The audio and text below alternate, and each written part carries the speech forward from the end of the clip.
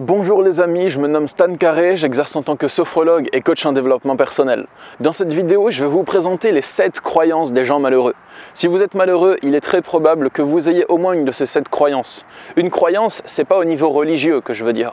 C'est plutôt des choses dont vous êtes intérieurement convaincu. Pour vous, c'est la vérité. C'est comme ça que la vie fonctionne, c'est comme ça que le monde fonctionne. Mais c'est des choses qui ne sont pas forcément vraies.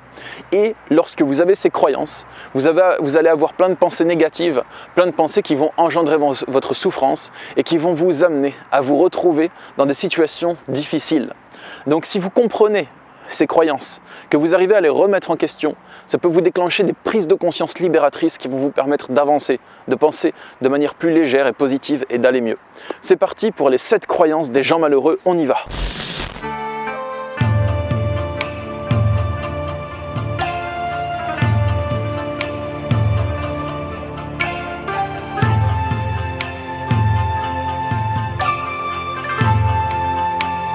La première croyance que je souhaite vous présenter et qui conduit au malheur, inévitablement, c'est la croyance que la vie est injuste, que la vie est une chienne, comme on peut entendre souvent, comme on peut dire souvent.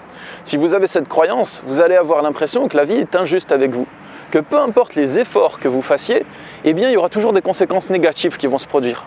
Vous aurez beau travailler dur, vous aurez beau faire de votre mieux, pour que les choses se passent bien. Et tout le temps, il y a une crasse qui va vous tomber dessus, il y a un événement imprévu, catastrophique qui va arriver et vous allez tout le temps souffrir. Donc cette croyance, si vous l'avez, vous vivez dans l'impression que le monde est injuste, donc vous avez un fort sentiment d'injustice et une révolte, une colère contre le monde. Donc cette colère, c'est pas au monde qu'elle fait du mal, c'est à vous. La colère, c'est vous qui la cultivez. Peut-être que des fois, vous agissez en vous vengeant, mais la colère, c'est vous qui la portez tous les jours, c'est vous qui la vivez tous les jours. Donc pour un acte de vengeance, vous subissez plusieurs semaines de colère intérieure. Donc ça, c'est le problème, il va vous impacter vous. Et deuxièmement, il y a du désespoir. Parce que si le monde est injuste, ça veut dire que quoi que je fasse, j'aurai pas une belle vie en fait. Et c'est triste. Mon avis sur cette croyance, c'est qu'elle n'est pas totalement fausse. Oui, le monde il est injuste, c'est vrai. Il y a plein de gens qui sont injustes dans le monde, il y a plein de gens qui vont vous traiter de manière injuste, qui ne vont pas vous donner de reconnaissance. Vous allez leur faire du bien, ils vont vous utiliser, ils vont utiliser votre gentillesse comme une faiblesse et comme une faille. Il y a plein de gens, ça arrive, qui vont vous manipuler, qui vont essayer d'obtenir de vous des choses qui ne sont pas bonnes pour vous. Mais par contre, le monde il est aussi juste. Il est à la fois injuste et à la fois juste. Si vous faites beaucoup d'efforts pour monter votre entreprise, que vous échouez, que vous comprenez pourquoi, que vous vous relevez, que vous le faites plusieurs fois, ça va finir par marcher.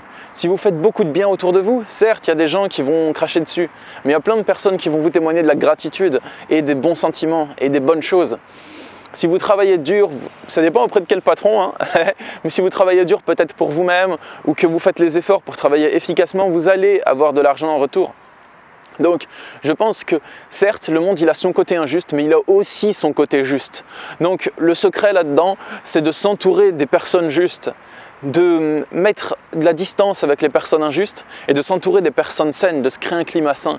Et dans ce cas, le monde nous paraîtra beaucoup plus juste. Deuxième croyance qui rend malheureux, c'est « j'attends que le changement vienne de l'extérieur ». Donc l'État nous oppresse avec ses mesures contre le coronavirus, le SMIC est trop bas en France, on est dans la galère.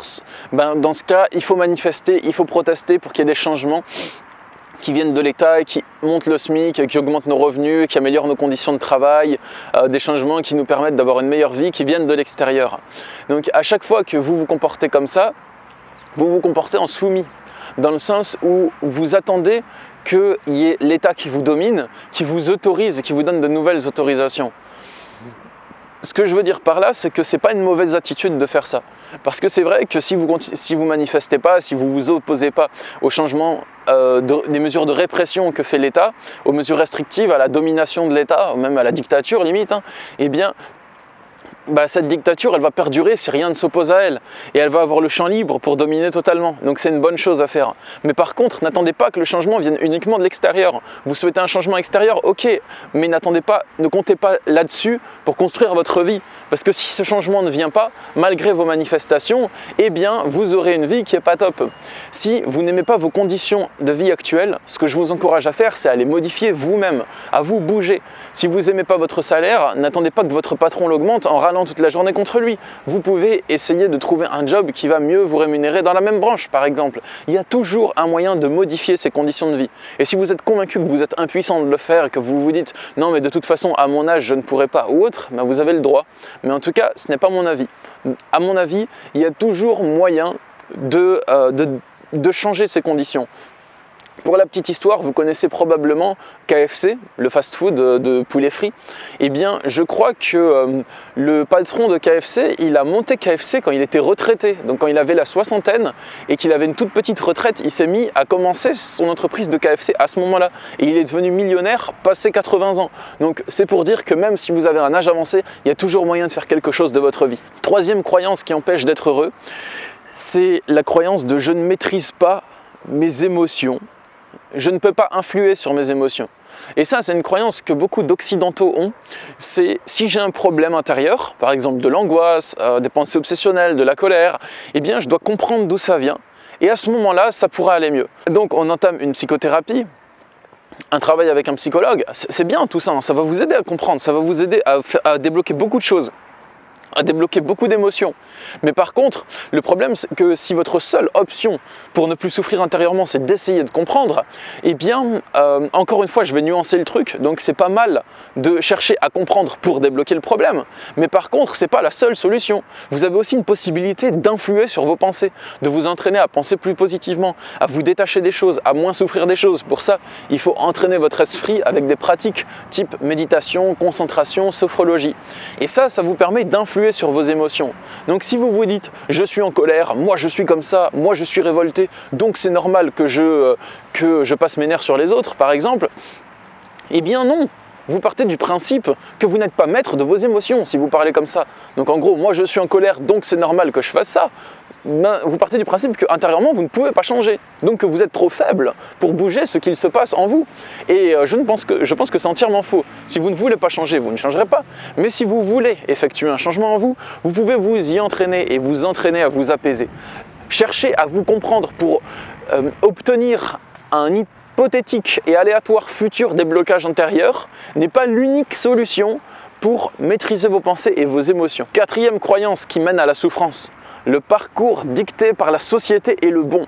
Donc, si à 25 ans, vous n'avez pas fini vos études, votre doctorat, votre master, si vous n'êtes pas marié, que vous n'avez pas d'enfants, de pavillons, de voitures et de labrador à 30 ans, ben vous avez raté votre vie. Et ça, c'est vraiment les croyances de la société. Quand je demande à des gens qui ont peut-être 30 ans ou 35 ans, vous n'avez pas d'enfants, et ils me disent non, et ils commencent à se justifier, alors que moi j'ai rien demandé. Je fais ça peut-être dans le cadre de mon coaching, vous voyez, pour les informations de base. Mais pour moi, le parcours dicté par la société n'est pas forcément le bon. Si vous croyez que le parcours dicté par la société est le bon, donc être employé, trouver un poste de cadre, réussir des études en fac, et si vous n'avez pas fait tout ça, ben ça ne le fait pas. Si vous vivez uniquement là-dedans, vous risquez d'avoir une violente crise de la quarantaine qui va se manifester. Parce qu'au bout d'un certain temps, vous avez coché toutes les cases, donc famille, mariage, maison en zone pavillonnaire, voiture, tout ça. Et au bout d'un moment, vous vous dites, mais en fait, qu'est-ce que moi j'aime vraiment ? Et cette croyance, elle rend malheureux parce que vous ne prenez pas le temps de savoir vraiment pourquoi vous êtes fait et qu'est-ce qui est fait pour vous.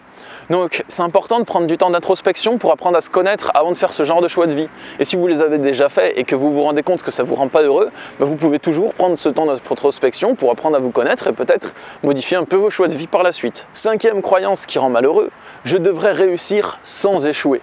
Et je pense que c'est genre impossible. Enfin dans certains cas ça arrive, mais c'est chaud de réussir sans échouer. Il y a beaucoup de personnes qui se disent « j'ai envie de monter un projet, mais j'ai peur de l'échec ». Pourquoi vous avez peur de l'échec ? Vous pouvez échouer, mais vous allez faire quoi ? Vous allez rester par terre et pleurer ? Non, vous allez vous relever et comprendre pourquoi vous avez échoué et retenter. Donc si vous vous dites « je dois réussir du premier coup, avec une seule tentative, sans échec », c'est logique que vous allez avoir peur d'échouer, parce que vous risquez d'échouer. Et vous le sentez que vous risquez d'échouer parce que vous ne connaissez pas le terrain sur lequel vous faites vos premiers pas. Donc c'est logique que pour réussir, vous allez devoir échouer beaucoup de fois probablement, ou peut-être juste quelques fois, ça dépend des personnes, avant d'arriver à votre réussite finale. Et tout le monde échoue plein de fois avant de réussir. Stephen King, il a mis de très nombreuses années à percer. L'auteur Stephen King, celui qui a écrit Shining, Carrie au bal du diable, La ligne verte, donc tous ces livres qui ont été transformés en films à succès. Il a échoué de très nombreuses années, il s'est mangé énormément de refus pour ses livres et pour ses nouvelles avant de réussir. Et il y a plein d'entrepreneurs à succès qui ont échoué plein de fois avant de réussir. Donc les amis, si vous voulez ne plus avoir peur de l'échec, il faut changer votre façon de voir l'échec. Il faut il faut comprendre que l'échec, ça va se trouver sur votre chemin. Mais le vrai échec, c'est pas de tomber, mais c'est de rester à terre. 6e croyance qui rend malheureux, c'est que vivre dans l'abondance et la facilité, c'est mal. C'est genre un truc de traître. Parce qu'en France, vous voyez, enfin moi je suis en France quand je tourne cette vidéo, je ne sais pas si vous êtes au Canada, en Belgique, en Suisse ou n'importe où d'autre dans le monde, chers amis, mais en France il y a une croyance qui se manifeste souvent, c'est que vivre dans l'abondance et la facilité, c'est mal, ou bien que c'est réservé aux autres. Donc si vous croyez que c'est mal, vous n'allez pas vous donner les moyens de vivre dans l'abondance et dans la facilité parce que vous croyez que c'est un truc de traître et que les vrais gars, ils sont sur le terre-terre, qu'il n'y a pas de vacances pour les vrais gars comme on dit ou ce genre de truc. Alors que non, c'est complètement faux. Vous pouvez vivre dans l'abondance, dans la facilité et faire des choses qui sont bien pour le monde et pas voler l'argent des pauvres pour ça, tout simplement. C'est tout à fait possible. Admettons que vous écriviez un livre qui change la vie des gens, un livre qui fait beaucoup de bien aux gens quand ils le lisent. Et ce livre, du coup, comme il fait beaucoup de bien aux gens, il y a plein de gens qui vont l'acheter. Et le livre, il coûte pas cher, il coûte, je sais pas moi, 10 €. Donc, vous allez être très riche, mais vous avez arnaqué personne. Vous leur avez échangé beaucoup de bonheur contre une petite somme d'argent. Mais vous allez être quand même très riche, parce qu'il y a plein de gens qui vont vous l'acheter. Et ils vont être très contents et très heureux de leur investissement dans ce livre. Donc, si vous faites ça, vous allez être riche, mais vous n'allez faire de mal à personne, non? C'est vrai, non? Être riche n'est pas forcément mal, et ce n'est pas forcément réservé aux autres. C'est réservé aux autres parce que les autres s'en donnent les moyens. Je ne parle pas forcément des gens qui sont nés dans une famille très riche et qui ne font rien pour gagner leur thune, mais je parle des gens qui s'activent pour gagner leur argent. Donc c'est vrai que si vous n'estimez être pas riche, si vous n'avez pas des hauts revenus, vous pouvez penser que être riche c'est réservé aux autres, oui, parce que les autres s'en donnent les moyens. 7e croyance qui mène inévitablement à la souffrance, se venger résout les problèmes. Si vous croyez que vous allez résoudre vos problèmes par la vengeance, ben vous mettez un doigt dans l'œil, comme on dit. Parce que vous allez vous venger et ça va faire quoi? L'autre, vous allez faire du mal à l'autre personne, d'accord? Et l'autre, il va probablement vouloir se venger en retour, non? Et dans ce cas, vous allez subir sa vengeance et vous allez être encore plus amer, vous allez encore vouloir vous venger. Et ça va s'arrêter quand? Quand il y en a un des deux qui va renoncer. Dans ce cas, pourquoi ne pas renoncer tout de suite, en fait? Ça va s'arrêter soit par la mort d'une des deux personnes qui sont en guerre, ou soit lorsque l'un de vous deux fait acte de sagesse et renonce à la vengeance. Donc je pense que la vengeance ne va pas résoudre votre problème. Si quelqu'un vous a fait du mal, lui faire du mal ne change pas le mal qu'il vous a fait. Si quelqu'un vous a volé de l'argent, lui faire du mal et lui péter les jambes, ça ne ramène pas l'argent qu'il vous a volé. Vous voyez? Donc je pense que se venger ne résout pas le problème, mais ça ne veut pas dire que si une personne vous fait du mal, vous ne devez pas vous placer en sécurité et vous écarter de cette personne, peut-être enclencher certaines procédures pour établir la justice, mais voilà, cultiver un amer désir de vengeance ne va pas résoudre vos problèmes. Ce qui va résoudre vos problèmes, c'est peut-être vous placer hors de portée des personnes injustes et vous créez une vie juste et une vie riche et abondante. Et ça va résoudre les problèmes. Voilà pour les 7 croyances qui vous empêchent d'être heureux. Donc je résume. Premièrement, c'est que la vie est injuste. Deuxièmement, c'est que j'attends que le changement vienne de l'extérieur. Troisièmement, je ne maîtrise pas mes émotions. Quatrièmement, le parcours dicté par la société est le bon et celui que je dois emprunter. Cinquièmement, je devrais réussir sans échouer. Sixièmement, vivre dans l'abondance, c'est mal ou c'est réservé aux autres. Et septièmement, la vengeance va résoudre mes problèmes. Donc les amis, si cette vidéo vous a plu, partagez-la sur les réseaux sociaux. Mais aussi, abonnez-vous à ma chaîne YouTube. Et sachez que si vous souhaitez avoir mon aide en coaching individuel pour dépasser une problématique intérieure ou extérieure à laquelle vous faites face, je propose des consultations de coaching par Skype, téléphone ou Messenger. Il y a le lien pour me contacter dans la description. Sur ce les amis, je vous souhaite une belle vie et je vous dis à bientôt. Au revoir.